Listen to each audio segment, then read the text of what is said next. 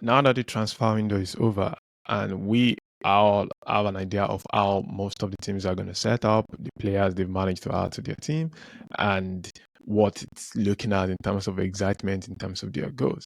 Yeah, this is my own prediction of how the teams are going to end up at the end of the season. And I'm basically just focusing on the top five. At the fifth position, I have Tottenham Hotspurs.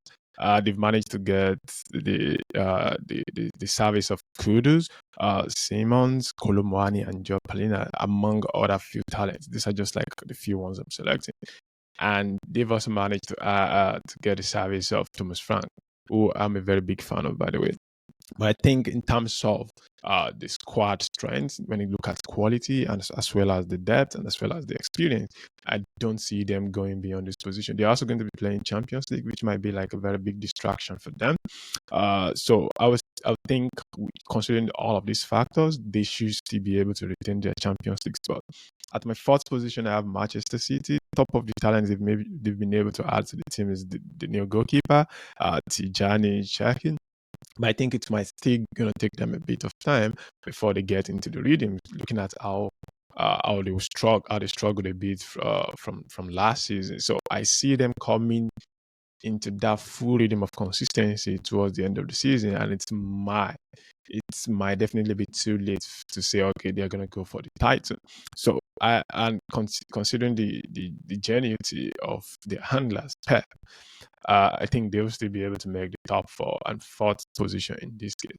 At the third position, I have Chelsea. Chelsea have been doing so wonderfully well in the past few seasons. They've managed to get some of the exciting talents across the whole world. This summer window, they've managed to get the service of João Pedro, Ato, Estevao, Gittins, and Garnacho. These are very good talents, but the main reason why I'm putting them at the third position at the end of the season is simply because while these guys are exciting talent, they are not so much experienced, especially when it comes to winning consistently. However, they have a lot of stock, they have a lot of experience when it comes to winning tournament trophy. So I see them doing very well in the Champions League, but winning the Premier League is quite a bit tougher if you look at it from the number of games and the consistency required. So I would say they will manage to get the third position.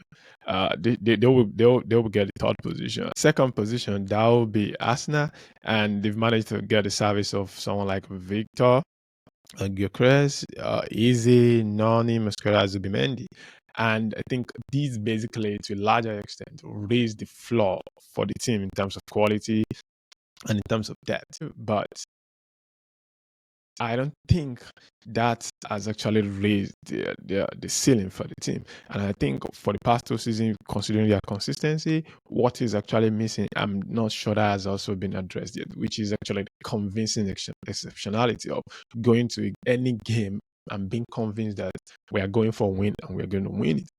So I think that might still be there this season again, unfortunately, for the Arsenal fans, at least from my own perspective. So with the quality of the team, with the depth, with the experience they have, I think they're probably most likely still going to end up second this season. I don't know how narrow that will be with the first position, which goes to Liverpool again. Why? And this is not because I'm a Liverpool fan, but I also look at the quality in the team, the quality they've managed to add to the team, as well as the fact that they are also the defending champion. Breaking the transfer record twice in a single window basically signals the intention of the team.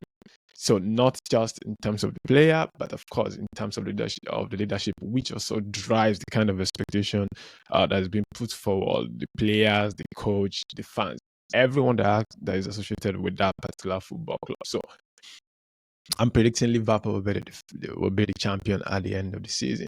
Yeah, that's it. That's my top 5 prediction of how the teams are going to end up at the end of this season. Let me know what you think. Let me know what your own prediction, top 5 prediction looks like in the comments. And thanks for watching.